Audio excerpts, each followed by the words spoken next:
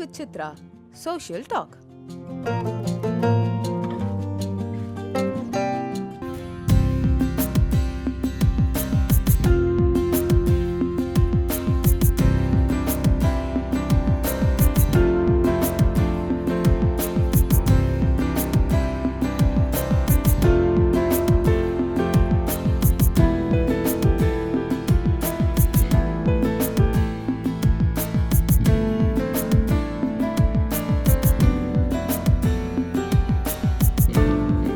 ரஜினிகாந்துக்கு உங்களுக்கு நெருக்கம் எங்கே பிறந்தது?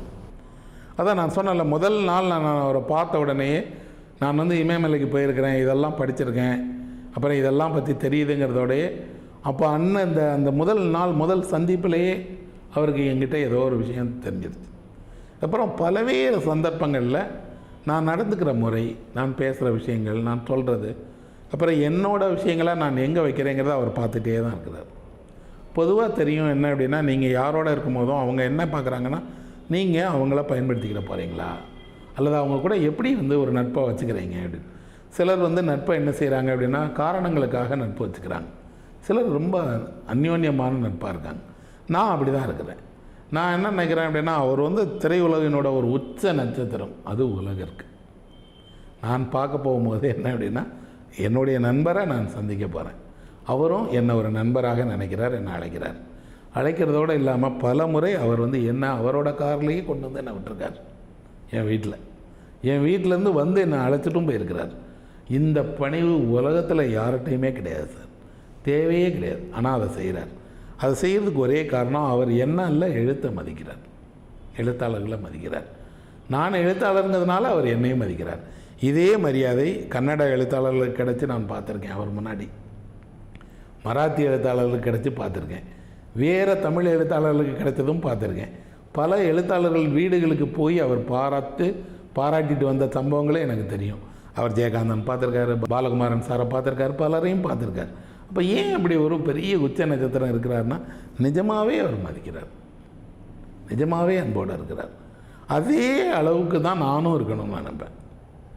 அவர் செய்கிற மாதிரியே தான் நானும் நினைப்பேன். அவர் ஏதோ ஒரு விஷயம் எனக்கு வந்து வேணும்னு கேட்டோன்னா உடனடியாக அதை நான் செஞ்சு கொடுப்பேன். எங்கே இருந்தாலும் நான் உடனடியாக அந்த அழைப்புக்கு மரியாதை கொடுப்பேன். ஏன்னா நானும் அப்படி நடந்துக்கிடணும்னு விரும்புவேன். நீங்கள் ஒரு பக்கம் உங்களோட கைகளை இவ்வளவு நீட்டினீங்கன்னா நானும் அதே அளவுக்கு என் கைகளை நீட்டணும்னு நினைப்பேன். அதே நேரத்தில் இப்போ உங்களுடைய ஒரு விஷயம் உங்களுக்கு பிடிக்கலை அப்படின்னா நான் மறைவாக யார்கிட்டையும் சொல்லவே மாட்டேன். யாராக இருந்தாலும் நேராக முன்னாடியே சொல்லுவேன். அதை ஒரு சம்பவத்தை வைரமுத்தே கூட ஒரு நிகழ்ச்சியில் சொன்னார். அந்த அறைக்குள்ளே வைரமுத்து இருக்கும் போதே தான் போய் நான் வந்து ரஜினிகாந்த் அவர்கள்ட்ட கேட்டேன். அப்படி கேட்ட இந்த பையன் யாருங்கன்னு கேட்டேன்னாருன்னு. அது உண்மை, எப்படி தான் கேட்பேன், பின்னாடி போய் செய்யவே மாட்டேன். ஒரு பத்திரிக்கை அலுவலகத்துலேருந்து ஒரு குறிப்பிட்ட காரணத்துக்காக என் கதையை ரிஜெக்ட் பண்ணாங்க. நான் நேராக பத்திரிக்கை அலுவலகத்தில் போய் ரிஜெக்ட் பண்ண ஆளே வர சொல்லி, இவரே இது நான் என்னென்னு என்கிட்ட சொல்லுங்கன்னு சொன்னேன். பின்னாடி சொல்லாத, முன்னாடி சொல்லுங்க. அது வந்து சார் நேராக என்கிட்ட சொல்லு, இன்ன காரணத்துக்காக இதனால் ரிஜெக்ட் பண்ணுறோம். அது அப்படியெல்லாம் ஒன்றும் இல்லை சார். நான் எடிட்டர் சொன்னார், அதெல்லாம் இல்லை சார், போடுறோம் சார். நீங்கள் போடுறீங்க போடல, ரிஜெக்ட் பண்ணால் என்கிட்ட நேராக சொல்லுங்கள். நான் வந்து அதை ஏற்றுக்கிற ஒரு ஆள். பின்னாடி செய்யவே கூடாது, பின்னாடி செய்யறது பிடிக்காது எனக்கு. இன்னொன்று, பின்னாடி நீங்கள் செய்தால் கூட நான் முன்னாடி வந்து தான் கேட்பேன். நான் வந்து அதுக்காக பின்னாடி மறைஞ்சிட்டு போக மாட்டேன்.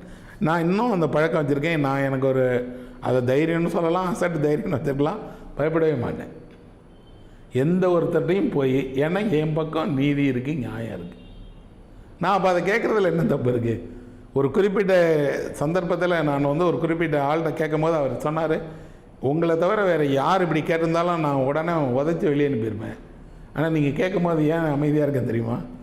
தப்பு என் பக்கம் இருக்குது, அதை நேராக வந்து கேட்குறீங்க. இந்த துணிச்சல் எப்படி சார் உங்களுக்கு இருக்குன்னாரு. அதுக்கு பேர் தான் சார் ரைட்டர் அப்படின்றோம்.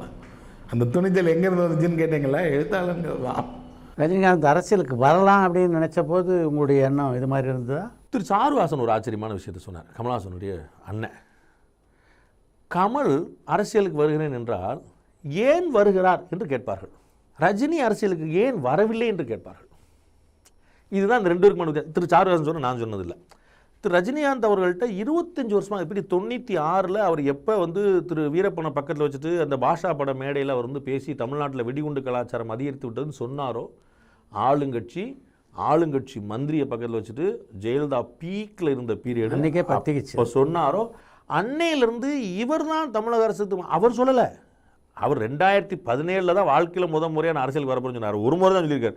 ஒரு முறை தான் அரசியலுக்கு வரப்போறேன்னாரு, ஒரு முறை வரலன்ட்டார், முடிஞ்சு வச்சுக்கார். ஆனால் 96லேருந்து 2016 வரைக்கும் விடாமல் அவர் இருந்தால் வர நம்ம தான் சொல்லிட்டு இருந்தோம்.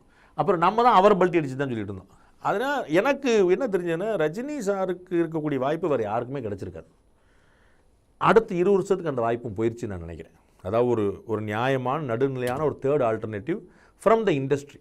இப்போ எம்ஜிஆர் வந்து ஒரு செஞ்ச புரட்சியோ, ஜெயலலிதா வந்து செஞ்ச புரட்சியோ இனிமேல் இன்னொருத்தர் செய்ய முடியாதுன்னு நான் நம்புகிறேன். அந்த வாய்ப்பு வந்து திரு ரஜினிகாந்த் அவர்கள் மட்டும்தான் இருந்துச்சு. அடுத்த 20 வருஷத்தில் வேறு யாருக்கும் இல்லை அப்படின்னு நான் நினைக்கிறேன். அதற்கான காரணம் இவருக்கு இருந்த பெரிய ரீச். குழந்தைகள்லேருந்து 70 வயசு ஆளுகள் வரைக்கும் எல்லாரும் ரஜினின்னா அதை ரஜினியை வந்து நம்ம யாருமே நல்ல நடிகராக கவனிச்சதில்லை. சார் என்ன நடிப்பேன்னு சொல்லலை, நல்ல மனுஷன் பாவம். அந்த நல்ல மனுஷங்கிற அதுதான் அரசியலுக்கு ரொம்ப பெரிய ஒர்க் அவுட் ஆச்சு. அரசியலில் வந்து பெருசாக கிளிக்கான விஷயம் அந்த நல்ல மனுஷங்கிறது. அப்போ அது வந்து அவருக்கு ரொம்ப ஒரு ஸ்ட்ராங்கான ஒரு அட்வான்டேஜாக இருந்துச்சு. ஆனால் அவருக்கும் இதே இந்த கேரக்டர் ப்ராப்ளம் தான் இருந்துச்சு. கீழே கிரவுண்டில் வந்து இந்த ஓட்டாக கன்வெர்ட் பண்ணுறதுக்கு ஒரு டாக்டிக்ஸ் தேவைப்படுது. பார்த்தீங்களா, நாமெல்லாம் யார் தெரியுமா, தமிழன் என்று ஒரு இனம் உண்டு, அதை தனியாக அதற்கு ஒரு குணம் உண்டு அப்படின்னு அப்படி எமோஷனலாக பேசி 2 ஓட்டு வாங்கி ஹிந்தி தெரியாது போடா அப்படிலாம் சொல்ல தெரியாது. அவர் வந்து ஹிந்தி வேணுமே அப்படின்றார். அவர்கிட்ட கேட்டிங்கன்னா நீங்கள் வந்து இப்போ ஹிந்தி பிரச்சனை குழந்தை விட்டு எரியுது, ஹிந்தி வேணுமே எல்லாம் கற்றுக்கணும் அவர். ஏன்னா அவர் அப்படி தான் காமன் மேன் பூரா என்ன நினைக்கிறான்னு அதான் சொல்லுவார். ஆனால் அது வந்து ஓட்டு அரசியலில் வேறு மாதிரி அங்கே போய் நின்றும். அப்போ வந்து அவருக்கும் அதே பிரச்சனை தான். அது அவர் நல்லா உணர்ந்திருந்தார். அதனால தான் வேண்டான்னு முடிவு பண்ணார். நமக்கு வந்து 4 பேர் காலை பிடிக்க வேண்டியிருக்கும், 4 பேர் கழுத்தை நெருக்க வேண்டியிருக்கும். நம்ம இப்போ எல்லாருக்கும் நண்பராக இருந்தோம். ஜெயலலிதாவும் நம்மளை பக்கத்தில் உட்கார வச்சு ஆசைப்பட்டாங்க, கலைஞரும் நம்மளை பக்கத்தில் உட்கார ஆசைப்பட்டாங்க. 2 பேருமே பக்கத்தில் உட்கார அளவுக்கு நம்ம கௌரவம் பெற்றதாக இருந்தோம். அப்படியே போயிடுவோம் அப்படின்னு பிளான் பண்ணுறாரு. ரஜினிகாந்த் கூப்பிட்டு வந்தார். அவர் வீட்டுக்கு போனேன். என்ன நீங்களும் போகிறீங்களா அமெரிக்காக்குனாரு. அவர் பூஜை ரூம்லேருந்து அவர் வணங்குற ஒரு திருவண்ணாமலை அருணாச்சலேஸ்வரர் படத்தை எடுத்து இன்னும் அதை வீட்டில் வச்சுருக்கேன். இன்ஃபேக்ட் எங்கள் வீட்டுக்கு ஐஸ்வர்யா நியூயார்க்கில் வரும்போது காமிச்சேன். இந்த ஃபோட்டோ யாருக்கு கொடுத்தது தெரியுமான்னு. தெரியாது அங்கிள்னா, உங்கள் அப்பா கொடுத்த ஃபோட்டோன்னு. இன்னும் அதை வச்சுருக்கேன் அப்படின்னு இப்போ கூட பத்திரப்படுத்தி வச்சுருக்கேன். அது மாதிரி அவரோட அரசியல் தளத்துலேயும் நான் நிறைய அட்வைஸ்லாம் கொடுத்தேன். ஒரு சன் டிவி இன்டர்வியூ சிகரெட் பிடிச்சிட்டே கொடுத்தாரு. நான் சொன்னேன் ஸ்டாப் அப்படின்னேன். சார் சிகரெட் பிடிக்காதீங்கன்னு. என்ன பிரகாஷ் சார் வேண்டாம் சார், சிகரெட் பிடிச்சி டிவி இன்டர்வியூ கொடுத்தா மக்களை மதிக்காத மாதிரி ஆகிடும். நோ மை ஹேபிட்னார். Please I'm telling as a friend, அது பண்ணாதீங்க. அது வந்து நல்லதில்லை. மக்கள்கிட்ட வேறு மாதிரி இமேஜ் கொண்டு போயிடும். டிவியோட சன் டிவியோ யாரோ வந்தாங்க, அவங்க ஒரு நிமிஷம் ஆடி போயிட்டாங்க. அப்புறம் போட்டு மியூஸ் பண்ணார். அந்த தப்புன்னு சொல்கிறது என்னோட குணம். அதனால எனக்கு பல்வேறு எதிரிகள் வந்திருக்காங்க, நண்பர்களும். ரஜினி என்னோட சொல்லார், என்னோட அரசியல் மூவ் நீ அன்றைக்கே கணிச்சேன். ரஜினிகாந்த் அரசியலுக்கு வருவாருங்கிறத முதல்ல எழுதின பத்திரிகை ஜூனியர் விகடன் தான். இன்றைக்கும் சரி, அதை மறுக்க முடியாது. அரசியலுக்கு வரக்கூடிய ஒரு சீஃப் மினிஸ்டர் பொட்டன்ஷியல் அப்படிங்கிற ஒரு வெளியில் கொண்டு வந்தது ஜூனியர் விகடன் தான். அந்த பீரியடில் தொடர்ந்து அவரை பற்றி எழுதிட்டு வருவோம். ஒரு நல்ல ஒரு பில்டப் கொடுத்தோம். இந்த கல்யாண மண்டபம் ராகவேந்திர கல்யாண மண்டபம் இருக்குல்ல, அதுக்கு 2 பேரும் அட்வான்ஸ் கொடுத்துட்டாங்க. அதுக்கு ஆளுக்கு ஒரு ஆள்கிட்ட. நான் தான் ஹவுசிங் மினிஸ்டர், நான் தான் எம்எம்டிக்கு பெர்மிஷன் கொடுக்கணும். 2 பேரும் கல்யாண மண்டபத்துக்கு அப்ளிகேஷன் போட்டிருக்காங்க. உடையார் எனக்கு தான் வேணுங்கிறாரு. ரஜினிகாந்த் எனக்கு நான் போட்டிருக்கேன், அது வாங்கினேன், ஏழை எழிலுக்கு எதாவது ஹெல்ப் பண்ணலான்னு பார்க்குறேன், கல்யாண மண்டபம் கட்டலான்னு பார்க்குறேன் அப்படின்னு சொன்னார். நான் என்ன பண்ண முடியும்? ரஜினிகாந்த் அப்போ எனக்கு நண்பர் தான் அவர். அப்போ வந்து எனக்கு நான் டெப்டி ஸ்பீக்கராக இருந்து 77 80லேருந்து ஒரு டாப்பில் தானே இருக்கார் அவர். உடையாரும் தலைவர் ரொம்ப க்ளோஸு. அப்போ நம்மளாக டிசைட் பண்ண முடியாது. நான் சொன்னேன் தலைவர்கிட்ட சொல்கிறேன் அப்படின்னு விட்டு சொல்லிட்டு எனக்கு I want to help Rajinikanth, அவர் சப்போர்ட் பண்ணி நினச்சேன். ஏன்னா பிரபல்யமாக தலைவராக இருக்கார், தலைவர்கிட்ட ஒரு நெருக்கம் வர அவருக்கு, அவர் பண்ணி கொடுத்தாருன்னா. ஸோ உடையார் நல்லது கட்டத்தில் கூடவே இருக்கவர் தானே அவருக்கு இதில் அண்ணன் 2 அவர் கூடவே அவர் ஃபேமிலியில் மெம்பரில் ஒருத்தர் மாதிரி அவர். அந்த ஆட்டிடியூடில் நான் தலைவர்கிட்ட சொன்னேன். அப்புறம் அடுத்த நாள் பார்க்கும்போது இந்த மாதிரி போட்டிருக்காரு, 2 பேரும் போட்டிருக்காங்க. ஆளுக்கு 2 பேர் 10 லட்சம் 1 லட்சம் அட்வான்ஸ் கொடுத்து புக் பண்ணி வச்சுருக்காங்க 2 பேரும். அந்த மாதிரி இருக்காது. ஸோ ஒரு ஜாயின்ட் ஃபேமிலியில் ஒருத்தட்ட அவர் போட்டிருக்காரு அக்ரிமெண்ட்டு, இன்னொருத்தட்ட இவர் போட்டிருக்காரு. அந்த மாதிரி. அப்போ என்ன ரஜினிகாந்த் எப்படி தெரியுமான்னு கேட்டார். ரஜினிகாந்த் கல்யாணத்துக்கு நான் தான் போயிருக்கேன். அங்கே நடந்துச்சு ரிசப்ஷனுக்கு. அன்றைக்கி தினத்தந்தியில் பார்த்தீங்கன்னா அவங்க மிஸ்ஸஸ் அவர் இருப்பாங்க. தொழிலமைச்சர் வாழ்த்துன்னு என் படம் தான் இருக்கும். அதில் அன்றைக்கி தாஜில் நடந்தது இல்லையா, அந்த அடுத்த நாள் தந்தி பேப்பரில் பார்த்தீங்கன்னா இருக்கும். சொன்னேன் தெரியும், நீ என்ன நினைக்கிறேன்னு கேட்டேன். உடையார் நமக்கு வேண்டியது தானே, ஏதாவது கிட்ட பண்ணிக்கலாம், அவர் தான் கூட இருக்கவர் தானே. ஒரு சினிமா ஆக்டரே வந்துட்டுருக்காரு, அதை நம்ம பண்ணோம்னா நமக்கு சப்போர்ட்டாக இருப்பார் இல்லையா, இருக்கும் என்ன அப்படின்னு சொன்னேன். அப்படியா, சரி பார்த்துக்கலாம் அப்படின்னு விட்டார். நான் வந்துட்டு அடுத்த நாள் பார்த்தா என்ன கூப்பிடல, ரஜினிகாந்த் கூப்பிட்டார் அவர் சாப்பாட்டுக்கு. காலைல டிஃபனுக்கு அது ரஜினிகாந்த் வர சொல்லி, ஓலையாரையை வர சொல்லி 2 பேரும் டிஃபன் நடந்துக்குமே எனக்கு பிஏக்கள் 3 பேர் தெரியும் வர்றாங்கன்னு சொல்லிட்டாங்க. எவராலும் வேலை இருந்தால் சரி அப்படின்னு ஓடையாட்ட சொல்லி நீங்கள் விட்டுருங்க அவருக்கு கொடுத்துடலாம்னு சொல்லிட்டு எனக்கு ஃபோன் பண்ணி அப்போ கொஞ்சம் கஷ்டப்பட்டு தான் பேசுவார். ஃபோனில் ரஜினி போட்டுரு, ரஜினிகாந்த் போட்டுன்னு அர்த்தம் சரின்னு வச்சுட்டார்.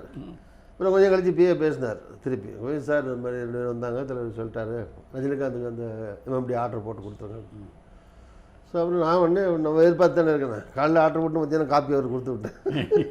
ஸோ அப்படிதான் ராகவேந்திரா கல்யாணம் பண்ணிட்டோம். சூப்பர் தலைவர் அவர் கொடுத்துருங்க, ரஜினிகாந்துக்கே கொடுத்துடலான்னு முடிவு பண்ணி கொடுத்தாரு தான் கொடுத்தாரு. அப்போ திறப்பு விழா போது அவர் இல்லை, அவர் இறந்து போயிட்டார். கலைஞர் சிஎம்மாக இருந்தார், அவர் தான் திறந்தார். உங்களுக்கு தெரியுமா, அவர் வந்து திறந்தார். நல்லா வந்தேன், என்னோட மேடையில் கூப்பிட்டு சார்லாம் போட்டார். ரஜினி சார் வீட்டுக்கு பையன் கல்யாணத்துக்கு இன்விடேஷன் கொடுக்க போகும்போது பிஃபோர் டே ஃபோன் பண்ணேன். அங்கே ஃபோன் எடுத்தாங்க, நாளைக்கு நல்ல நாள் அமாவாசை இன்விடேஷன் கொடுக்கணும் அப்படின்னு. தலைவா 5 நிமிஷத்தில் ஃபோன் பண்ணுறேன்னாங்க. 3ஆம் நிமிஷத்தில் ஃபோன் பண்ணிட்டாங்க. நாளைக்கு 10:15 வர சொல்லிட்டாங்கன்னாங்க. 10:15 நானும் ஒய்ஃபும் போனோம் இன்விடேஷன் எடுத்துகிட்டு. கேமராவில் பார்த்துட்டு கல்யாணத்தை உள்ளே வர சொல்லிட்டாரு. உள்ளே போனோன்னா ரஜினி சார் கிட்ட ரொம்ப கஷ்டம் இல்லை இவரோட கொடுத்தனம் பண்ணுறீங்க அப்படின்னு ஒய்ஃப்கிட்ட கேட்டாங்க. அது வந்து பேசாமல் சிரிச்சுக்கிட்டா. அவளுக்கு தெரியுமில்ல நான் என்ன அவளுக்கு தொல்லை பண்ணேன்னு. திருப்பி அது விடாமல் திருப்பி ரொம்ப கஷ்டம் இல்லை அப்படின்னு திருப்பி கேட்டார். அப்பவும் சிரிச்சுக்கிட்டா. திருப்பி வேறு ஏதாவது என்னை பற்றி சொல்ல போகிறாருன்ட்டு நான் காலை தொட்டு கும்பிட்டுட்டேன். அப்போ அந்த பேச்சு மாறி போச்சு. உடனே அம்மா வர சொல்லு இன்னும் இன்விடேஷன் கொடுத்துருவாங்க. ரஜினிகாந்தோட ரொம்ப நல்ல நெருக்கமான நட்பு இருந்தது இல்லை ஷோவுக்கு? சூப்பர் ஸ்டார் மதிப்புக்குரிய திரு ரஜினிகாந்த் அவர்களோடு மிக நெருக்கமான நட்பு என்றால் அவர் இல்லாததை நான் ஒரு பெரிய குறையாக பார்க்கிறேன், மிஸ் பண்ணுகிறேன் அவரை நான் என்று திரு ரஜினிகாந்த் அவர்கள் அண்மையிலே கூட என்னிடத்தில் குறிப்பிட்டார். திரு சோ அவர்கள் வழியாக எனக்கு அவரோடு அறிமுகமும் நட்பும் கிட்டியது. என் மீது மிகுந்த அன்பு வைத்து நான் இப்போது அடிக்கடி அவரை சந்திக்கிற வாய்ப்பை கூட எனக்கு அவர் தருகிறார். திரு சோ அவர்களுக்கு அவரை பற்றி ஒரு வியப்பு அல்லது அவரை பற்றி ஒரு என்ன பாராட்டுகிற விஷயம் என்று சொன்னால், அவர் வந்து ஒரு டவுன் டு எர்த் பர்சனாலிட்டி என்பது தான். அதாவது புகழின் உச்சத்தில் இருக்கிற ஒருவர் அந்த பெருமையை தன்னுடைய தலைக்குள் கொண்டு செல்லாதவர் என்றுதான் அவரை பற்றி எழுதியிருக்கிறார். பொது மேடையிலும் சொல்லியிருக்கிறார். இரண்டாவது, அவருக்கு வந்து சூதுவாதாக பேச தெரியாது, கள்ளம் கபடமாக ஒரு கன்னிங்காக அவருக்கு பிஹேவ் பண்ண தெரியாது. இதெல்லாம் ரஜினியை பற்றி திரு சோ அவர்களுடைய பார்வை. அதே போல் இவ்வளவு சிறப்பையும் புகழையும் கொடுத்த தமிழ்நாட்டு மக்களுக்கு தான் ஏதாவது திரும்ப செய்ய வேண்டும் என்கிற ஒரு அவா அவருக்குள் இருந்து கொண்டே இருக்கிறது. அதுதான் அவரை வந்து அரசியலில் திரு சோ அவர்கள் ஈடுபடுத்த முயற்சித்ததற்கான ஒரு மிக முக்கியமான காரணம். அவர் வந்து 2 திராவிட இயக்கங்களையும் சாடி வந்த அந்த நேரத்தில் 2க்கும் மாற்று கிடைக்காதான்றது அவருடைய தவிப்பாக இருந்தது, சோ அவருடைய தவிப்பாக இருந்தது. பெருந்தலைவர் காமராஜர் அவர்களை 1971 தேர்தலில் தீவிரமாக ஆதரித்து தேர்தலில் அவர் தோல்வி அந்த கட்சி அடைந்ததுன்றது வந்து அவருக்கு பெரிய சோ அவர்களுக்கு ஒரு பெரிய வேதனை. அதன் பிறகு அவர் என்ன நினச்சார்னா, திரும்ப திரும்ப இவங்க 2 பேரில் ஒவ்வொரு தேர்தலையும் நம்ம ஆதரிக்க வேண்டியிருக்கு. லெசர் ஈவில் அப்படின்ற மாதிரி, பெட்டர்ன்ற மாதிரி இல்லை. அதனால் ரஜினி ஒரு ஆல்டர்னேட்டிவாக இருப்பார். நிச்சயமாக ஒரு பொது பணத்தை கை வைக்க மாட்டார். இதெல்லாம் அவர் சொன்னது. பொது பணத்தில் அந்த மனுஷன் கை வைக்க மாட்டார். 2வது பணம் நிறைய பார்த்துட்டார், புகழுக்கும் குறைவில்லை, அதனால் நீங்கள் இறங்கணும் அப்படின்னு அவரை வலியுறுத்தி கொண்டே வந்தார். அதில் என்னென்னா, பாப்போம் சார்னு சொல்லி ரொம்ப தயங்குவார் ரஜினி சார் வந்து. அதில் வந்து அவர் போன பிறகு அவர் அந்த நிலையை எடுக்கலான்னு வந்தது இருக்கு பாருங்க. அப்பயே அவர் சொன்னார், ரஜினி சார் சொன்னார், சார் இருக்கும்போது நான் பண்ணியிருக்கணும். இது ஏங்க நான் உங்கள்கிட்ட சொல்கிறது இல்லை, அவரே ராகவேந்திரா மண்டபத்தில் இந்த முடிவை அறிவித்த போது அவரே சொன்னது. சோ அவர்கள் இல்லை எனக்கு இப்போ வழிகாட்ட, அவர் மகிழ்ச்சி அடைந்திருப்பார்.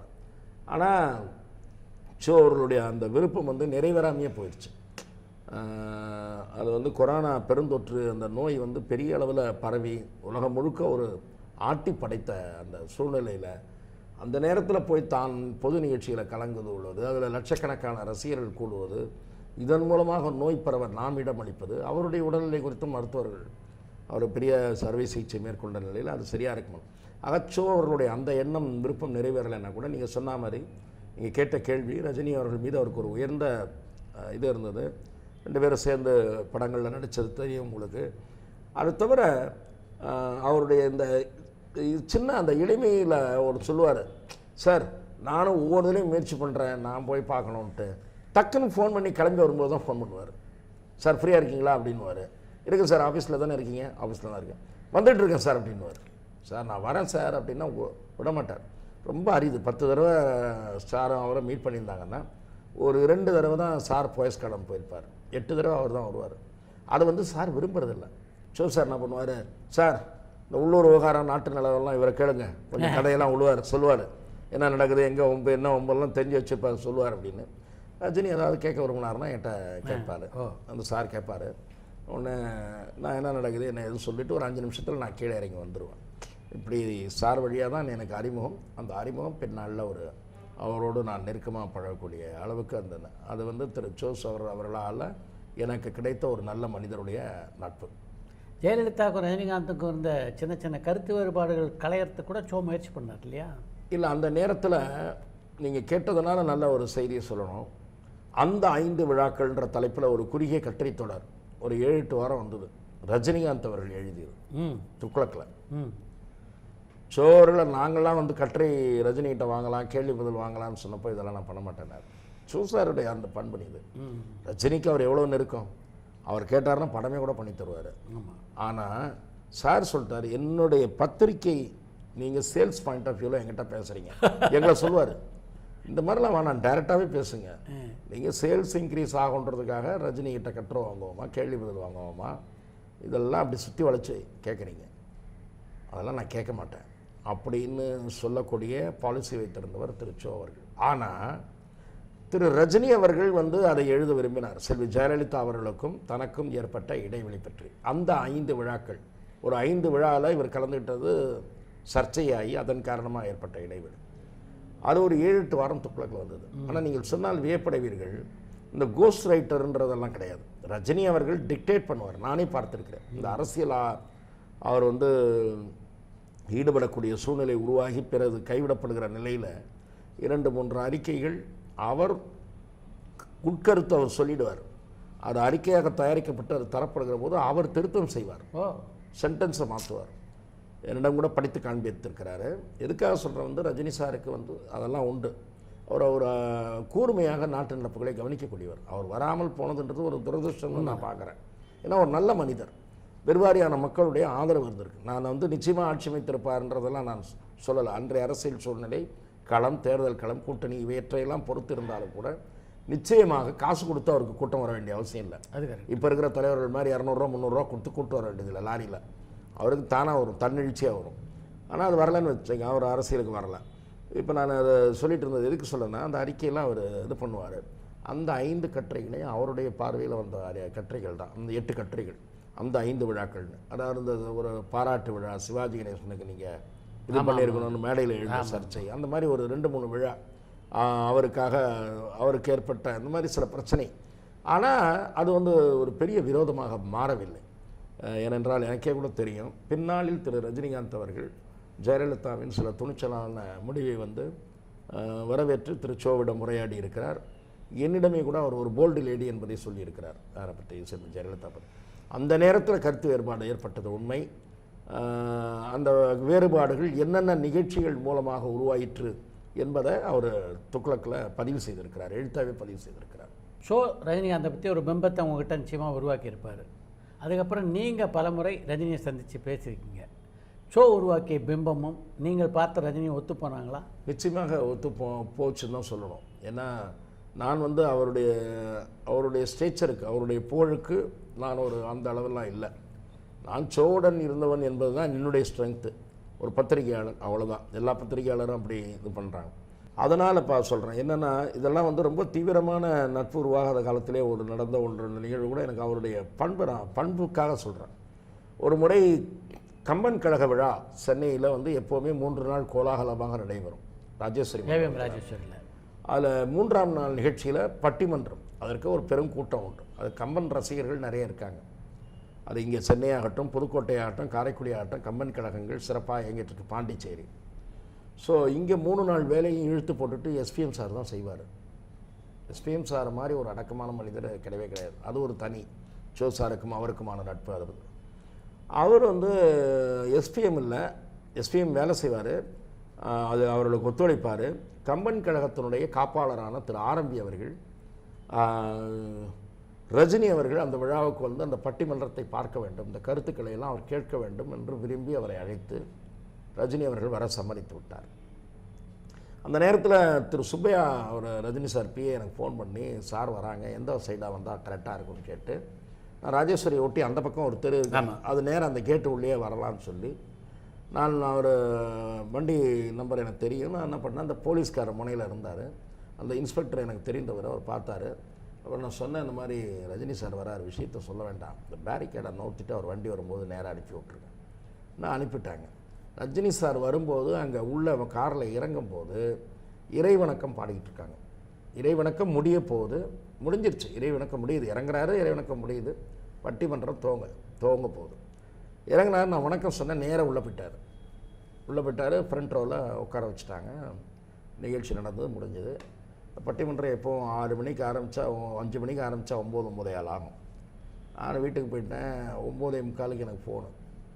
பார்த்தா ரஜினி சார். நான் ரஜினி பேசுகிறேன் அப்படின்னு. சார் ரஜினிகாந்த் பேசுகிறேன், அங்கே இறங்கின நேரத்தில் இப்போ ஃபங்க்ஷன் ஆரம்பிக்க போகணும், அவங்களுக்காக நீங்கள் ரெஸ்பாண்ட் பண்ணலன்னு தப்பாக எடுத்துக்க போகிறீங்க. நான் அது உள்ளே வேகமாக போய் உட்காந்துருந்தோம். நிகழ்ச்சி ஆரம்பிக்கும் போது என்னால் டிஸ்டர்ப் ஆகக்கூடாதுன்னு தான் நான் வேகமாக ஃபாஸ்ட்டாக போயிட்டேன். உங்களை கவனிக்கல, தப்பாக நினைக்காதீங்க, உங்களை பார்த்துட்டேன், வணக்கம் வைக்கலன்னு தப்பாக நினைக்கிறேன். இது ஒரு 2-3 தடவை சொல்கிறேன், சார் இதெல்லாம் வேணாம் சார் ப்ளீஸ் சார் அப்படின்னு. இல்லை அப்படின்னு சொல்லி இதுக்கு சொல்ல. அதுக்கு பிறகு அவரோட எனக்கு நிறைய அனுபவம் வைங்க. தேர்தலில் அவர் ஈடுபடுற நேரத்தில் நானும் அவரோடு பயணிக்க வேணுன்ற அளவுக்கு எனக்கு ஆர்வம் இருந்தது. அதை அவர்கிட்டயே நான் பகிர்ந்துருக்கேன். பாப்பா ரமேஷ் எல்லாம் பார்ப்போம், முதல்ல கிரவுண்ட் ஒர்க்கெலாம் பண்ணுவோம், அப்படி இப்படிலாம் சொல்லுவார். அப்போது பல விஷயங்கள் பற்றி கேட்பார். இதை இப்படி அந்த ஸ்டாண்டு எப்படி, இன்னொரு பார்ட்டியினுடைய ஸ்டாண்டு, இதெல்லாம் பேசுவார். அவர் வந்து நல்ல பொருளாதார கருத்துக்களை தெரிந்தவர்கள் சிலர், அரசியல் ரீதியான ஒரு நிலைப்பாடு, இதெல்லாம் அவர் இது பண்ணார். டீமெல்லாம் வச்சுருந்தார். அவருக்கு பின்னணியில் சில முன்னாள் அதிகாரிகள் வந்து அவருக்கு வருவதற்கு, இணைந்து செயல்படுவதற்கு தயாராக இருந்தாங்க. ஓரளவு கிரவுண்ட் ஒர்க்லாம் பண்ணியிருந்தார். அதனால் அது குறித்தெல்லாம் கருத்து பரிமாற்றம் செய்தது உண்டு. அதன் பிறகு அந்த அரசியல் இல்லை என்றாலும் கூட நான் நட்பு அவரோட நான் எப்பயாவது பார்க்கணும்னு நினச்சி ஃபோன் பண்ணுவேன். வந்துருங்கன்னு சொல்லுவார், உடனே வாங்கன்னு சொல்லுவார். அடுத்த நாளே கூட நல்ல டைம் கொடுத்துருவார். அது ஒன்று ஷூட்டு எப்படி போயிட்டுருக்கு, நான் படத்தை பற்றி கேட்பேன், இப்போ வர்ற படங்களை பற்றி பேசுவோம், இப்போ அரசியலில் கவர்மெண்ட்டுக்கு என்ன பேர் என்ன எதுன்னு கேட்பார். இந்த மாதிரி விஷயங்களை வி யூஸ் டு எக்ஸ்சேஞ்ச் அவர் தாட்ஸு. சினிமாவை பற்றியும் பேசுவோம், அரசியலை பற்றியும் பேசுவோம், எல்லாம் பேசுவோம். வாலியினுடைய ஒரு CD வெளியீட்டு விழா கலைஞர் கலந்து கொள்கிறார். அதில் பேசுகிறேன். சத்யராஜ் எல்லாரும் மேடையில் இருக்கிறாங்க. இப்போ நான் சத்யராஜை கூப்பிட்றேன். அடுத்து வாழ்த்துறை வழங்க வருகிறார் புரட்சி தமிழன் சத்யராஜ். தந்தை பெரியாருக்கு நடிக்கவே தெரியாது என்று சொல்வார்கள். பெரியாராகவே நடித்தவர் சத்யராஜ். கோடம்பாக்கத்தில் இவர் ஒரு குழந்தை. சந்தேகம் இருந்தால் சத்யராஜை பாருங்கள், முடிகூட இன்னும் முளைக்கவில்லை. கை திரிச்சாங்க. அவரும் மைக்கிட்ட வந்து எல்லாருக்கும் நான் தான் லொல்லுனா எனக்கே லொல்லா அப்படின்னு சொல்லி ஆரம்பித்தார். அந்த விழாவிற்கு ரஜினிகாந்த் மாறு வேஷத்தில் வந்திருக்கிறார். இது யாருக்குமே தெரியாது. ஒரு நாள் எனக்கு எஸ்பி முத்துராமன் சார் ஃபோன் பண்ணி, ஜெயந்தா சரவணன் சார் பேசுகிறாருன்னு கொடுக்குறாரு. சரவணன் சார் சொன்னார், ஜெயந்தா உங்களை சூப்பர் ஸ்டார் ரொம்ப பாராட்டினார் அப்படின்னா. நான் சொன்னேன், என்ன என் சூப்பர் ஸ்டார் எதுக்காக பாராட்டினார்? அவங்க தொகுப்புரை வந்து ரொம்ப பிரமாதம்னு பாருங்கள். இல்லையே, நான் வந்து தொகுப்புரை அவர் எந்த விழாவும் எனக்கு நிகழ்த்திய ஞாபகம் இல்லையே அப்படின்னேன்.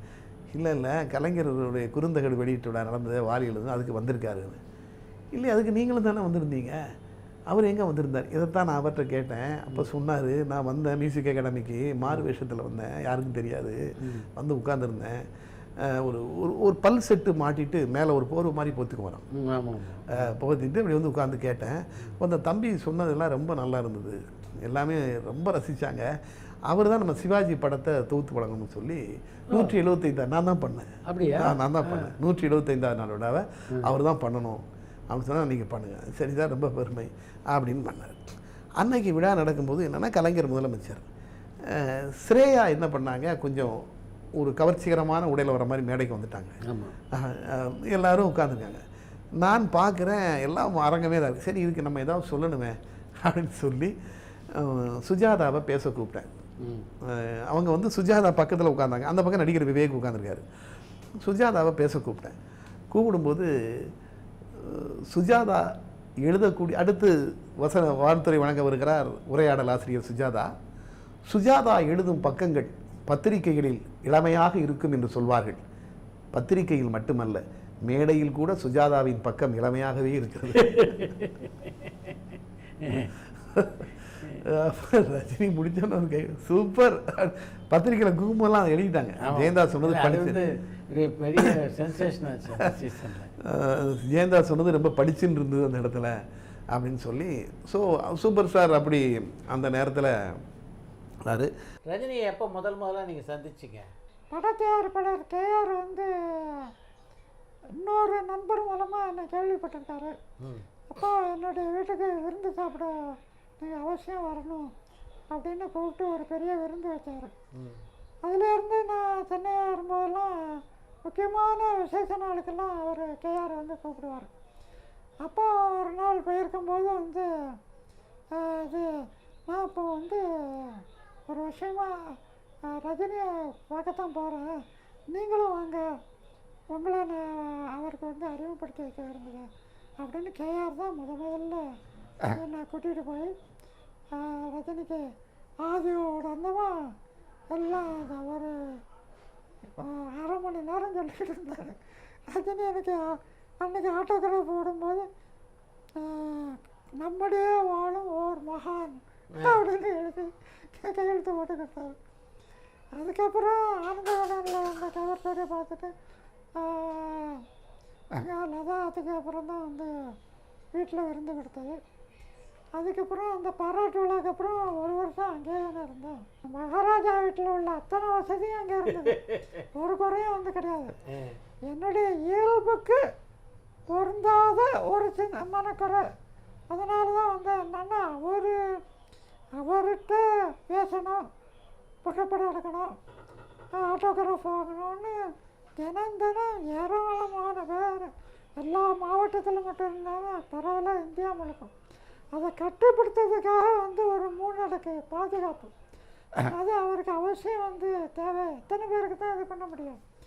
அப்போ போன உடனே பாதுகாப்பு அதிகாரி சொல்லிட்டார், உங்களை ராத்திரி 12 மணிக்கு தெருவில் போகிற கிளவி பார்க்கணுன்னாலும் பார்க்கலாம், நீங்கள் யார் உங்களை அப்பாயின்மெண்ட்டுன்னு கேட்டாலும் நீங்கள் சொல்லுவது ஒரே வரி 365 நாள் 24 மணி நேரம்னு சொல்லுவீங்க. ஆனால் இங்கே உங்களை தேடி யார் எப்போனாலும் வரலனாலும் இது ரஜினி வீடு, அவருக்குன்னு ஒரு பாதுகாப்பு தேவை. அதனால் அந்த பாதுகாப்பு உங்களுக்கும் உண்டு. அப்போந்தான் அவர் வந்து அவரை நாங்கள் முழுமையாக வந்து இது பண்ண முடியும் அப்படின்னாரு. அதனால் என்ன, ரோமாபுரிக்கு போனால் ரோமனாரின்னு தான் அந்த காலத்தில் சொல்லியிருக்காங்க, அது ஒன்றும் பிரச்சனை இல்லை அப்படின்னா. ஆனால் அதனுடைய விளைவு என்ன அப்படின்னு வந்து சொன்னால், என்ன பார்க்க யார் வந்தாலும் அவங்களே எழுதி கொடுக்கணும். எழுதி கொடுத்தாலும் உள்ளே விடுவாங்கன்னா அந்த ப்ரைவேட் டிடெக்டிவ் மூலமாக அந்த ஆள் எப்படி உள்ளே வந்தால் கொண்டு போட மாட்டாரா, நல்லா வர கட்டாரா அப்படின்னு பார்த்து 2 மாதம் 3 மாதத்துக்கு அப்புறம் ஒரு டைம் ஒரு தேதி போட்டு கொடுப்பாங்க. நம்ம எப்போதும் யார் எப்போ வந்தாலும் ஒரு நாளைக்கு 24 மணி நேரம் 1440 நிமிஷம் நான் எங்கே இருக்குன்னா அங்கே வந்து பார்த்துக்கிடுங்க, இல்லைன்னா அப்பாயின்மெண்ட் என்ன இல்லைங்க.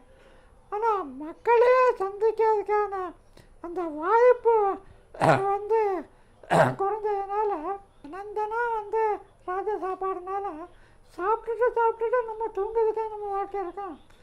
அப்படிப்பட்ட வாழ்க்கையில் நம்ம பழகலை. அம்மா சொல்லிக் கொடுத்தது தினமும் ஒரு உயிருக்கு நல்லது செய்யும் அப்படின்னு. அப்போ மக்களுடைய கஷ்டம் தெரிஞ்சால் தான் மக்களுக்கு நல்லது செய்ய முடியும்.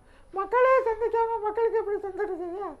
அதனால தான் அவர்கிட்ட வந்து 3 மாதத்துல பரவிட்டேன்.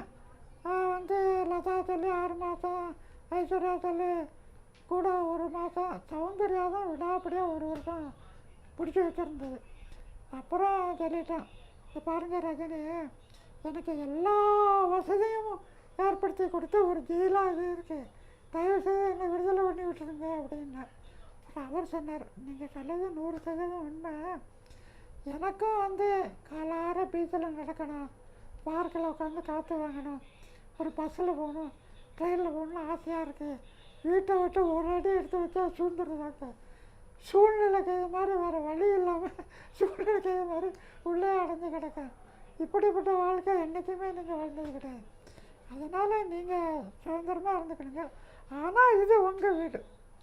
24 மணி நேரமும் எப்போனாலும் நீங்கள் வந்து வரலாம். வந்து அதோட வந்து தீபாவளியோ பொங்கலோ என் பிறந்த நாளோ வந்து அவள் பிறந்த நாளோ கல்யாண நாளோ இது எல்லாத்துக்கும் நீங்கள் வந்துடணும் அப்படின்னு சொல்லி காவலர்களுக்கும் வந்து ஐயா வந்தாச்சுன்னா எந்த சமயம் வந்தாலும் உடனே வந்து இது பண்ணிடணும். இந்த தெருவுக்குள்ளே போனாலே செக்யூரிட்டி அங்கே இருக்கிற அவ்வளோ பேர் எந்திரிச்சு பெரிய கும்பிடா போட்டுருவோம்.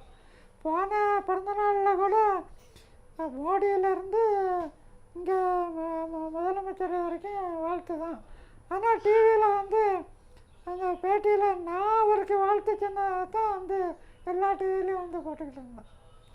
அப்படி வந்து அது நம்ம வீடு தான் வைங்களேன். அவர் ஒரு மட்டும் ஒரு பிளாங்க் செக்கில் கையெழுத்து போட்டு எவ்வளோ நாளும் வந்து எழுதிக்கிடுங்க, நான் கேட்கவே மாட்டேன் அப்படின்னாரு. அந்த உடனே வந்து நான் அதில் 400 ரூபான்னு எழுதுறேன். இதில் 400 ரூபா அப்படின்றாரு. பாலத்துக்கு மாத சந்தா 1 ரூபா, ஆண்டு சந்தா 10 ரூபா, நிரந்தர உறுப்பினர் 100 ரூபா. நீங்கள் நிரந்தர உறுப்பினர், லதா நிரந்தர உறுப்பினர், ஐஸ்வர்யா சௌந்தர்யா நிரந்தர உறுப்பினர் அப்படின்னா. இல்லை நீங்கள் பொது காரியம் தானே பண்ணுவீங்க, நீங்கள் எவ்வளவு நிறைய போட்டாலும் அது நல்ல காரியத்துக்கு தானே போகுது. சினிமா படம்னா அது ஒரு தப்பான வழியில் வந்தது அது மாதிரி நினைக்கிங்களா அப்படின்னாரு. அந்த மாதிரி எண்ணம் தொழிலும் கிடையாது. சினிமான்னா எல்லா தொழிலும் மாதிரி அதுவும் ஒரு தொழில். நீங்களும் நடிப்புங்கிற ஒரு தொழில் இது பண்ணுவீங்க. எனக்கு வந்து என்ன கல்யாணம் பண்ணல, வேலையிலேருந்து ஓய்வு பெறுதா, தமிழ்நாடு முழுக்க உறவினர் இருக்காங்க, நண்பர்கள் இருக்காங்க. யாருமே நீங்கள் வேலையிலேருந்து இப்போ ஓய்வு பெற்றாச்சு, கொண்டாட்டி பிள்ளைன்னு இல்லை, எங்கள் வீட்டுக்கு வாங்க, எங்கள் வீட்டில் வந்து எங்கள் வீட்டுக்கு பெரியவங்களாம் நீங்கள் இருங்க அப்படிங்கிற வார்த்தையை எந்த உறவினரும் எந்த நண்பரும் சொல்லலையே. அதை சொன்ன ஆள் நீங்கள்லாம். அந்த அன்பு, அந்த பாசம், அதுதான் எனக்கு எப்போ வேணும். பணம் எல்லா இடத்துலையும் கிடக்கும், மக்களும் வந்து கொடுப்பாங்க.